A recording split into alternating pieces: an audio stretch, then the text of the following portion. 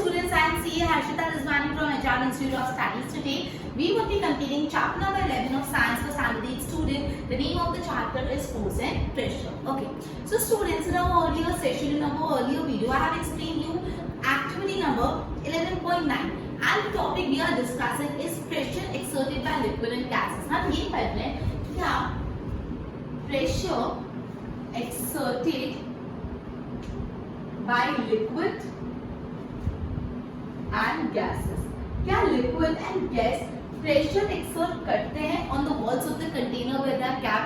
जिस भी कंटेनर में लिक्विड को डाला है, जिस भी कंटेनर में गैस को डाला है, क्या वो उसकी वॉल पे प्रेशर एक्सर्ट करके हम ये करते हैं? तो हम पहले बेसिकली लिक्विड्स की बात करें, जिसके लिए हमने एक एक्टिविटी समझी, जो थी एक्टिविटी 11.8, जिसमें हमने एक सिलेंडर में नीचे एक बलून रखा था और पानी डाला था, तो नीचे से बलून बल्ज हुआ। तो ये तो हमको पता चला लिक्विड से बॉटम ऑफ द कंटेनर में प्रेशर आता है।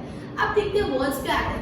देखो एक्टिविटी 11.9 में आपको क्या करना है, प्लास्टिक की बोतल लेनी है। उसके बाद उस प्लास्टिक की बोतल पे सिलेंड्रिकल ग्लास ट्यूब लगाना है। कैसे? देखो ये सपोज ये मैं एक्टिविटी 11.9 बता रही हूँ।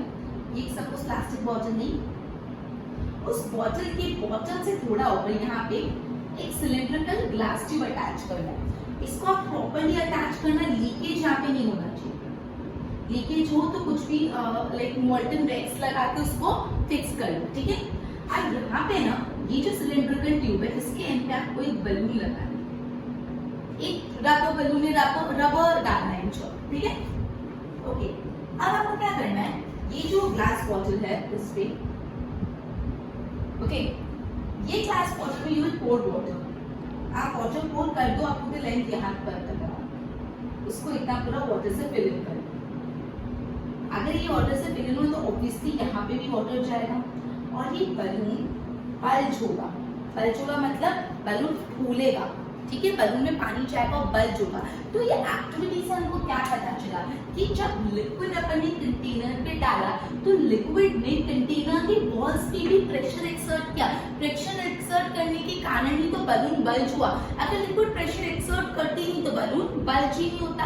तो ये एक्टिविटी से हमने समझा कि हाँ, जब हमने इस बॉटल में लिक्विड डाला तो जो कंटेनर की साइड वॉल्स है वहां पे प्रेशर आया, जिससे बलून बल्ज हुआ। इसी चीज को और वेरीफाई करते हुए हम एक और एक्टिविटी करते हैं, व्हिच इज एक्टिविटी 11.10। ओके, उस एक्टिविटी में हमको क्या करना है, अगेन आप एक प्लास्टिक की बोतल लेनी है। Suppose this is a plastic बोतल, ओके। वो प्लास्टिक की बोतल में आपको 3 साइड होल कर देना है, चारों साइड होल कर दो। अगर 3D व्यू नहीं है तब समझ लो, चारों साइड होल कर लो, लेकिन चारों का लेंथ इक्वल होना चाहिए।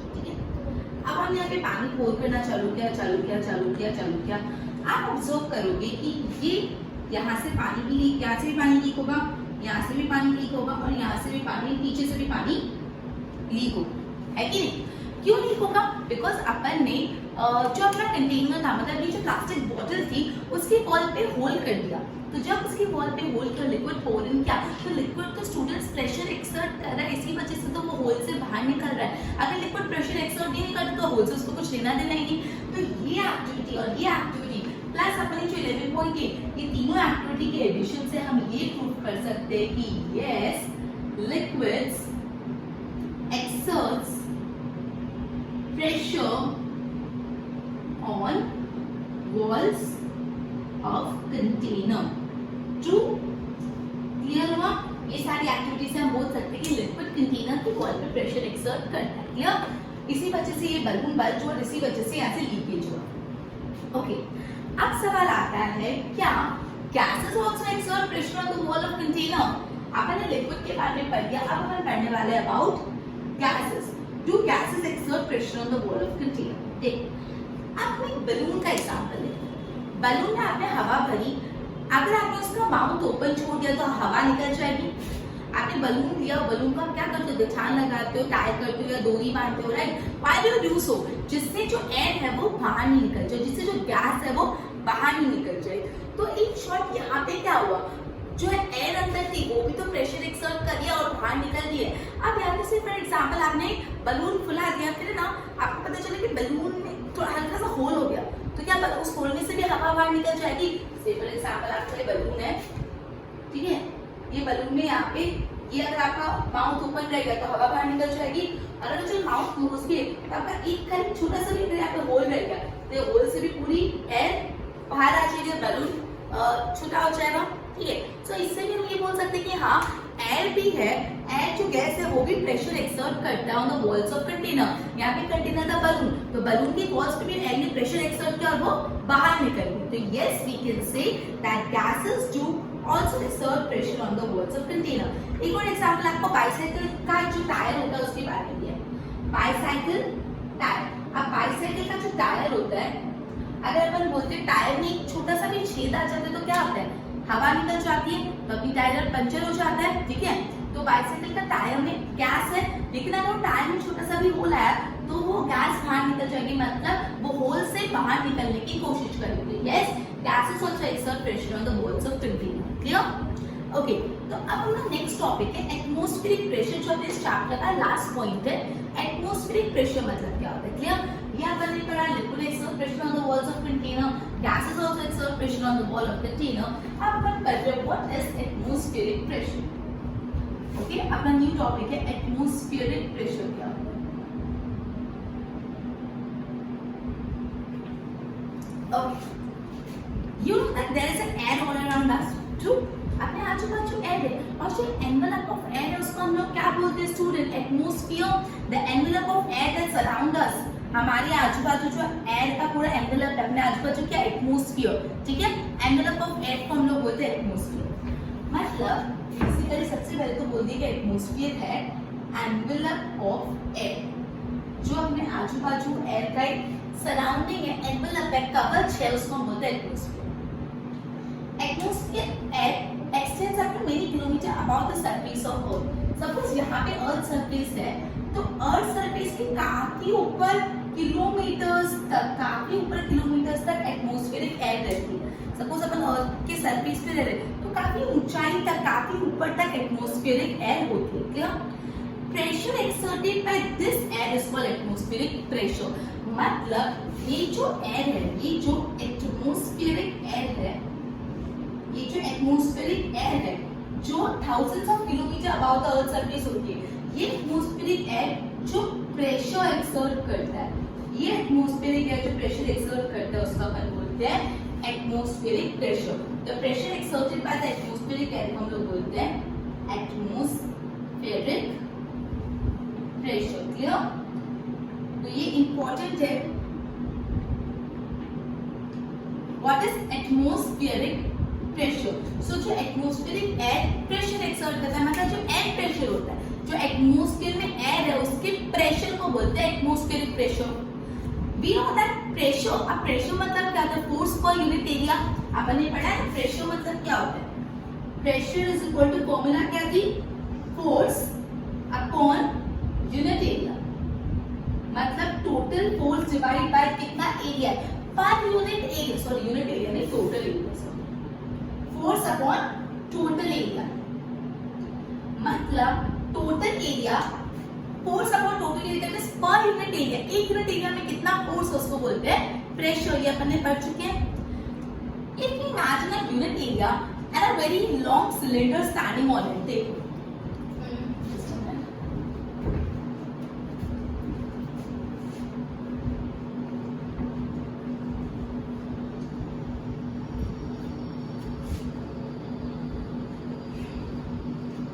क्या बोल रहा है?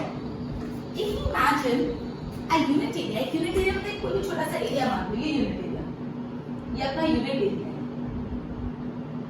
Okay, unit area. If you imagine a unit area, a very long cylinder standing on it, filled with air, और इसके ऊपर एक बड़ा सा सिलेंडर है और इसमें क्या है? एयर। मतलब मैं इमेजिन कर रही हूँ एक यूनिट एरिया है और उसके ऊपर एक सिलेंडर है जिसमें एयर है, ठीक है। Then the force of gravity on the air in this cylinder is called atmospheric pressure। तो ये जो एयर है, ये एयर में जो फोर्स है, ये एयर में जो फोर्स ऑफ ग्रेविटी है उसको बोलते हैं एटमॉस्फेरिक प्रेशर। उसको बोलते हैं एटमॉस्फेरिक प्रेशर। क्या बोला है? एटमॉस्फेरिक प्रेशर क्या है? Pressure exerted by air. Pressure मतलब क्या होता है? Force divide by unit area. तो सपोज एक यूनिट सिलेंडर है जिसमें एयर है, तो ये यूनिट एरिया, यहाँ पे जो भी फोर्स है वो इस यूनिट एरिया के लिए तो प्रेशर ही है ना, ये जो पूरा फोर्स है, लेकिन अपन तो इस यूनिट एरिया के लिए कैलकुलेट करें तो वो प्रेशर है। तो ये एयर में जो फोर्स ऑफ ग्रेविटी है उसको बोलते हैं प्रेशर, जो सिलेंडर में एयर है उसके अंदर जो फोर्स ऑफ ग्रेविटी है उसको बोलते हैं प्रेशर। अब अपन एक्टिविटी 11.11 करते हैं, जिसमें आपको क्या होता है, रबर सर्कल लेना। रबर सर्कल एक ट्यूब जैसा आता है जो यूजुअली जो कार की विंडोज पे से कुछ स्टिक करने के लिए यूज होता है, रबर सर्कल, ठीक है। वो रबर सर्कल को लेके it look like a small rubber cup, आपको फिगर में भी दिख रहा होगा, एक छोटे से रबर के कप जैसे लगता है। प्रेजेंट हार्ड और स्मूथ प्लेन सरफेस, वो यूजुअली कोई प्लेन सरफेस पे से चिपकाने के लिए यूज होता है। आपने एक स्मूथ प्लेन सरफेस पे उसको चिपकाया, does it stick to the surface? Now try to pull it off with the surface. When you press the sucker, most of the air between its cup and the surface escape it out. मतलब से for example ये surface है, ये surface पे हमने rubber circle, इस type का, मैं डायग्राम थोड़ा वियर्ड है बट इट्स ओके, ऐसा नहीं दिखता बट ऐसा तो डायग्राम है। सपोज आपने एक रबर सर्कल एक सरफेस पे लगाया, तो क्या होगा, जो सरफेस और रबर सर्कल के बीच में एयर है ना, मोस्ट ऑफ द एयर वहां से निकल जाती है, मोस्ट ऑफ द एयर, सारी नहीं, मोस्ट ऑफ द एयर उधर से निकल जाती है। Circle stick to the surface, circle उधर चिपक जाता है, क्यों? Because the pressure of the atmosphere act on it. यहाँ पे सर्कल इस सरफेस पे स्टिक हो जाए because of atmospheric pressure. This activity might give you the idea about the magnitude of atmospheric pressure. In fact, it would not be possible for human being to pull the sucker if there is no air at all between the sucker and surface. मतलब अपन ने जब ये sucker इस surface पे लगाया, तो इस sucker और जो surface उसके बीच की most of the air निकल गई, और air निकल गई और atmospheric pressure की वजह से वो यहाँ पे stick हो गया। जब आप उसको निकालने की कोशिश करोगे तो थोड़ा difficulty आएगी, लेकिन इमेजिन अगर पूरी की पूरी एयर निकल जाती सर्कल और सरफेस के बीच में, तो आप उसको निकाल ही नहीं पाते। इतना हाई मैग्नीट्यूड होता है एटमॉस्फेरिक प्रेशर कि आप सर्कल को निकाल ही नहीं पाते। Clear? Okay. The force due to, आगे तो उसमें एक्टिविटी करने को बोला है, pressure of atmosphere on your head. अपने हेड पे कितना एटमॉस्फेरिक प्रेशर होता है, देखो। The force due to the air in a column of the height of the atmosphere and the area of 15 into 15 centimetre. यहाँ पे एक लड़का बनाया है, सपोज ये, ठीक है कि, तो जब सपोज ये एक मैन है, the force due to the air, अब इसने अपने हेड पे एक सिलेंडर रखा है। अभी सिलेंडर की हाइट कितनी है, पूरा एटमॉस्फेयर तक, पूरे एटमॉस्फेयर तक। So the force due to the air, और इसके अंदर क्या है, एयर, ये पूरे में, इस पूरे कॉलम में एयर, तो the force due to the air in the column of the height, इस कॉलम की हाइट कितना है, एटमॉस्फेयर, मतलब पूरा एटमॉस्फेयर तक हाइट है, और उसका एरिया क्या, 15 सेंटीमीटर बाय 15 सेंटीमीटर, मतलब छोटे हेड का एरिया दिया, जो सरफेस से रखा है ना, तो हेड का एरिया दिया है 15 into 15 सेंटीमीटर। इतने एरिया पे एक कॉलम रखा है, उस कॉलम ऑफ एयर, मतलब कॉलम के अंदर एयर है और ज्यादा से ज्यादा उसकी हाइट है, ठीक है, इज नियरली इक्वल टू, अब इसके अंदर फोर्स कितना होगा पता है, ये तो मैंने बोला, ये जो एयर है इसका जो फोर्स ऑफ ग्रेविटी है, उसका फोर्स ऑफ ग्रेविटी को ही तो हम लोग एटमॉस्फेरिक प्रेशर बोल रहे हैं, तो इसका जो force of gravity of an object ही कितना है, 225 kg, या तो हम बोल सकते हैं 225 न्यूटन। अगर ग्रेविटी में देखो तो 225 Newton. The reason we are not crushed under the force of gravity is that pressure inside our body. हम लोग ग्रेविटेशनल फोर्स इतना होता है कि ग्रेविटेशनल फोर्स में पूरा क्रश हो जाए, लेकिन हम क्यों ग्रेविटेशनल फोर्स में क्रश नहीं हो पाते, क्योंकि अपने बॉडी के अंदर से भी फिर काउंटर प्रेशर आता है, मतलब atmospheric, sorry, gravity pressure, gravity का प्रेशर और अपने एटमॉस्फेयर, अपने बॉडी के अंदर का प्रेशर बैलेंस होता है, उस वजह से हम लोग क्रश नहीं हो पाते। अगर अपने बॉडी के अंदर कोई प्रेशर नहीं हो तो जो फोर्स ऑफ ग्रेविटी है ना, ग्रेविटी के फोर्स से जो एटमॉस्फेरिक प्रेशर आता है ना, उससे अपन पूरा क्रश हो जाए। But the pressure inside our body is equal to the atmospheric pressure, उससे बैलेंस मेंटेन हो जाता है outside and inside. Clear? Okay, तो यहाँ पे अपन इन शॉर्ट एटमॉस्फेरिक प्रेशर में ये कंसेप्ट पढ़ा कि जो भी एटमॉस्फेरिक एयर प्रेशर एक्सर्ट करते हैं उसको बोलते हैं एटमॉस्फेरिक प्रेशर। प्रेशर मतलब होता है फोर्स पर यूनिट एरिया। तो ये चीज को एक्सप्लेन करने के लिए आपको बोला है यूनिट एरिया में एक सिलेंडर में एयर डाल दो, तो सिलेंडर में जो एयर है वो एयर में कितना ग्रेविटी हो, तो एयर में कितना फोर्स ऑफ ग्रेविटी है। अब फोर्स ऑफ ग्रेविटी, अब आप बोलोगे फोर्स है लेकिन अपन तो एटमॉस्फेरिक प्रेशर पड़ रहा है, लेकिन फोर्स पर यूनिट एरिया तो प्रेशर ही होता है। आपने तो यूनिट एरिया में सिलेंडर रखा है, तो जो भी फोर्स ऑफ ग्रेविटी वहां पे होता है उसको बोलते हैं एटमॉस्फेरिक प्रेशर, और इतना ज्यादा होता है कि बहुत एक्सट्रीम मैग्नीट्यूड का होता है। लेकिन अपन क्यों एटमॉस्फेरिक प्रेशर से क्रश नहीं हो जाते, क्योंकि अपना बॉडी भी इक्वल प्रेशर एक्सर्ट करता है, दोनों में बैलेंस मेंटेन करता है, ठीक है। सो हमने अभी ये पूछा ये समझा कि liquids exert pressure on the wall of container, gases too exert pressure on the walls of container, और एटमॉस्फेरिक प्रेशर का पूरा कंसेप्ट समझा, ठीक है। So with this, we will be ending our session and continue with the next chapter in our next session. Till then, goodbye.